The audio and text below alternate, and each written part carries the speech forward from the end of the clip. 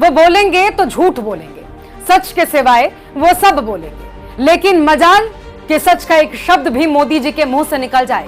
जब लाल किले से भाषण की शुरुआत हुई तो ऐसा लगा मानो पीएम मोदी भाजपा की चुनावी रैली को संबोधित कर रहे हैं। बड़े बड़े झूठ, फर्जी जुमले, पुराने उठापटक, वही हल्कापन, वही बेतुकी बातें और विपक्ष के लिए वही अपशब्द। देश के सबसे गौरवशाली मंच लाल किले की प्राचीर से पीएम मोदी ने करीब हर मुद्दे पर झूठ बोलकर प्रधानमंत्री पद की गरिमा को तार तार किया। वो परिवारवाद, भ्रष्टाचार और तुष्टीकरण पर भी बोले। बस यही मोदी जी से सबसे बड़ी चूक हो गई। उनके भाषण को लिखने वाले और इसे खुद टेलीप्रॉम्प्टर पर पढ़ने वाले माननीय मोदी जी ये भूल गए कि उनकी पार्टी बीजेपी तो परिवारवाद के बोझ से पटी पड़ी है। भ्रष्टाचार के सारे तुर्रम खां तो आज मोदी के साथ खड़े हैं और तुष्टीकरण का तो भाई क्या ही कहें।